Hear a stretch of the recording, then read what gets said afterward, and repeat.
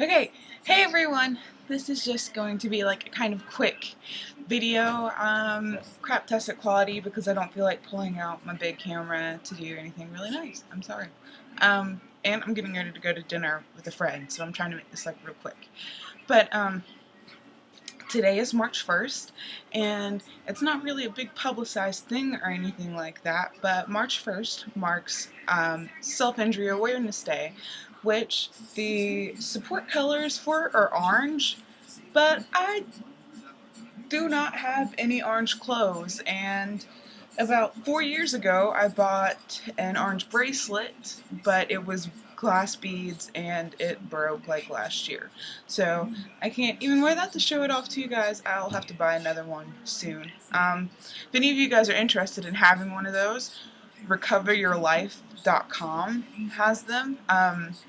And also, for anybody that may be struggling with it, recoveryourlife.com is a really awesome resource that you can use to your advantage.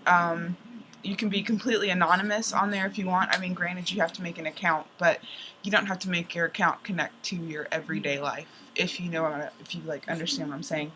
Um, and it's got forums, it's got information, it's got basically everything and anything you could want to know about self-injury. And the people on there are really nice. I was thinking about going into like my own story struggle with self-injury, which I actually don't really talk about to people. I think there's maybe like a handful of people in my life that actually know, but with it being Self-Injury Awareness Day, why don't we talk about it a little bit? Um, Self-injury is not something that people always do to get attention from someone. It's not something that people do when they want to die. Usually you'll hear that while self-injures are usually put in a higher risk category for suicide, self-injury is kind of seen as like para-suicide, which means that you you don't necessarily want to die, but you feel the need to do something to try to make whatever pain it is that you're feeling stop. So I'm 21 now, just so that everybody knows, and I started self-injuring when I was 11 years old. That was the first time that I ever intentionally hurt myself. And it was because of like a really rough time. My parents were attempting to get divorced. My grandfather, who was one of like my best friends in the entire world, who like made me into the person that I am today, died literally like 4 days after 9/11 had happened. And it was a really rough time for me.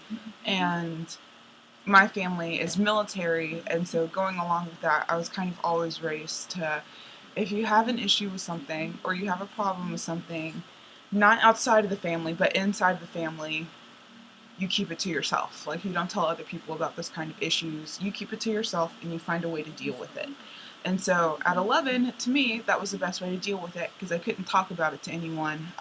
Also, my mother has been dealing with depression and other forms of mental illness since I was a child, a young child. I remember calling ambulances for her from the age of like 5 because she would overdose on pills or she would go into like dissociative fugues. I don't know how many of you guys are big into psychology terms or whatnot, but a dissociative fugue is basically where like you just completely disassociate from yourself, and it's like you're there but you're not there. You're not aware of what you're doing, and you just go around and do stuff, and you generally during that time don't remember like who you are, where you live, or anything like that. And my mom would go missing for days on end, and then she'd come back and would not remember where she had been, what she'd been doing, and she'd come back with like cuts and bruises and scrapes, like she'd been falling down places and stuff like that. And so that was always really hard to deal with.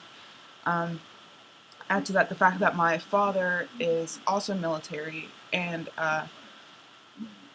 he is a referee on the international level. So, I mean, he was coaching the Air Force volleyball team. He was running his own volleyball league. He was playing volleyball himself. And so that had him traveling to like Italy, India, Egypt, um, all over the United States, Hawaii, California, New York, all those kinds of places all the time. So when he would leave, I would generally, I'm sorry, there's something in my eye. When he would leave, I would generally be left at home with my mom, um, to deal with her. And whenever he would leave, generally it seemed like those were the times that my mom would get worse with her own illness. So, dealing with that at a young age, I was kind of forced to grow up really, really fast and to take care of myself. Eventually, it started getting to the point where they almost got divorced, and I was having in elementary school and middle school, I was having to call myself a cab to get to school so that I could get there on time and so that I wouldn't miss stuff. And I was having to like attempt to pack my own lunches and stuff like that. And or there would be days where mom would pack them, but like the only thing that would be in the lunch would be a piece of cheese and a piece of bologna. So I'd get to school at lunch, and I'd pull out my my awesome Esmeralda lunchbox, and there would be a piece of bologna wrapped in a piece of cheese for my lunch. And like the other kids would you're we all grew up together from a really young age, so all my friends in high school and middle school and stuff like that. The ones that had been going to school with me since we were really young, I think most of them knew, but didn't really say anything about it. Um, but they would all pitch in and help me, and they like some of my friends' moms would even give me a place to stay when they like would realize that I just couldn't deal with my mom anymore and stuff like that. But that was a big part of why I started self-injuring. Um, and I can tell you guys from experience that it's not always something that people do for attention. While sometimes that is the case, sometimes it is a cry for help, other times it's just something that a person does. I know that from 11 until I was 16 or 17, none of my friends knew that that's what I was doing to myself. I mean, to them, it became normal for me to always wear hoodies and for me to always wear long sleeves, no matter what the temperature was. And we live in Alabama, so I'd be outside in like 100-degree weather wearing a hoodie, and I'd just be like, um, to hide what I'd been doing. And I don't think it wasn't until I was like 16 or 17 that I finally told my best friend what I was doing, because I realized that it was getting so bad. It was getting back to the point that my arms would just be covered. You could not see an inch of my arm that was not completely torn up. And um, I couldn't even like rest my arms at my sides or anything like that. So I constantly have my arms at an angle to where they wouldn't touch anything, because I didn't want to like hit it on something and be like, ow, and then someone be like, oh, what's wrong? Let me see. Um, there were even times like, doctor's appointments and stuff, getting blood taken. You'd try to hide that you had it, so you'd pull your sleeve down just to the point of where they needed to see so that they wouldn't see what else you had. I do want to say that, I'm not trying to tell anybody to quit. I understand how much of a crutch that can be for people. It was a massive crutch for me, and I know that, as bad as it sounds, if I didn't have that to turn to during those years, I probably would have killed myself. So I understand where you're coming from, but I also want to say that things can get so much better for you, and things can get so much easier, and that the pain that you're feeling is not something that has to last forever. It doesn't. And it's not something that lasts forever. Things do get better. I self-injured from the time that I was 11 all the way up until the time that I was about 18 or 19 years old.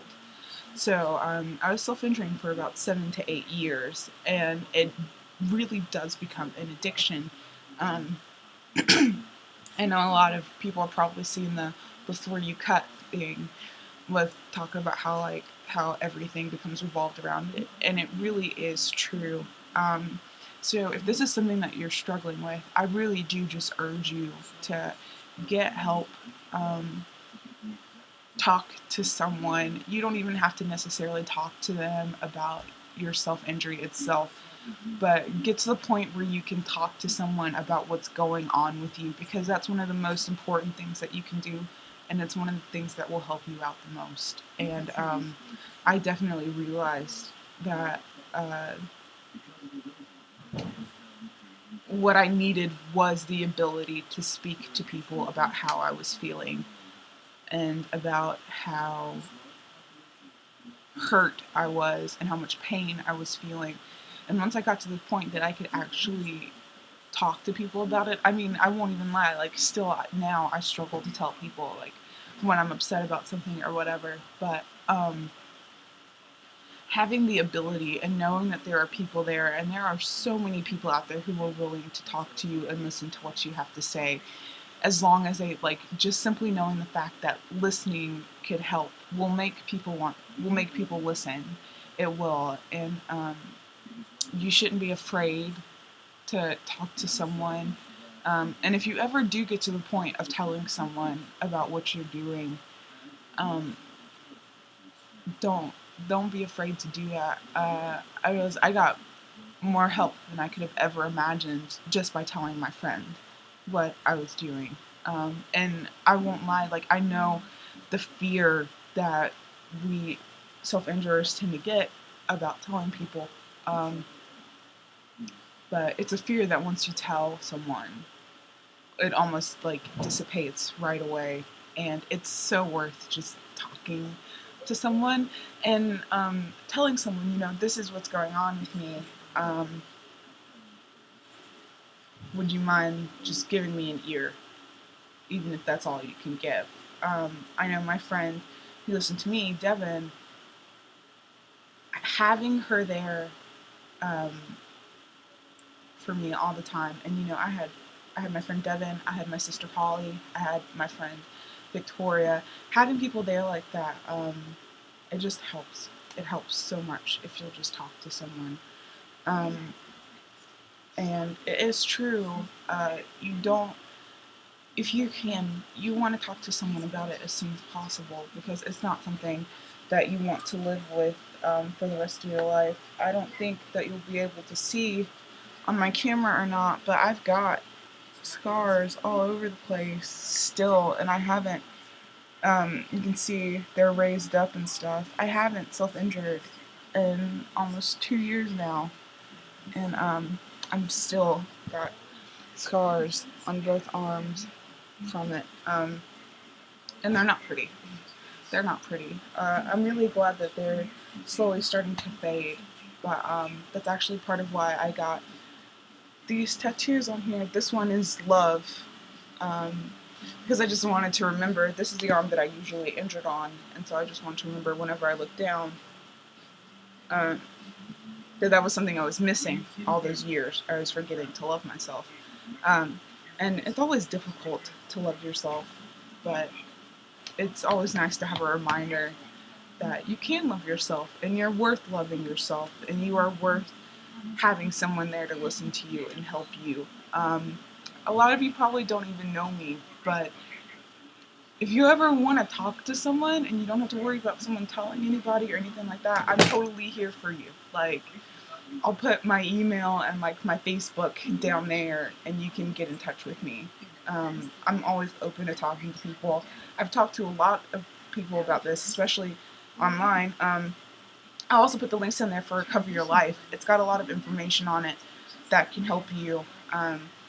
It's even got special forums for if you've done something and you think you've hurt yourself badly and stuff like that. They've got medics and nurses working on the site that can tell you, this is the point where you need to seek outside help. You can't fix this by yourself, and things like that. And everybody on there is so supportive of you, and I think it'd just be a good network for you to have. I've been on that site since I was 13 years old, and so I don't know. I would just urge you guys to reach out to someone.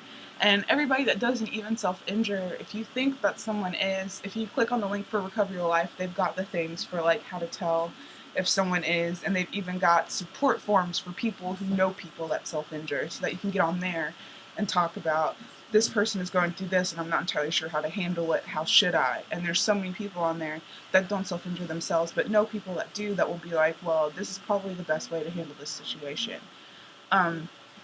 So it helps everybody. And they have, like I said, they have the awareness bracelets, they have all kinds of things that you can do. And they even have ones that kind of work like Alcoholics Anonymous for how many months and how many years and stuff you haven't self-injured. So I just encourage everyone to go look at that. I have got to go eat, but I will talk to all of you guys later. I hope you have a wonderful day. All of you guys that are struggling with this, I just want you to know things get so much better. Things do work out in the end. Things will not always be the way that they are right now. And that is definitely one thing that I wish someone had told me when I was going through it myself. So if anything, I would encourage you to just work towards that and just remember every day that, like, it's not going to be like this forever, and just never give up. Don't ever give up. You're worth a lot to a lot of people, including me. I think that you are gorgeous and beautiful, and if you're a man, I think that you are handsome and wonderful. And that's another misconception. Most people think it's only women. Definitely not true. A good percentage of men actually self-harm also. And I'm behind all of you. You have my support. So please just don't hesitate to get in touch with someone. Have a great day. Bye.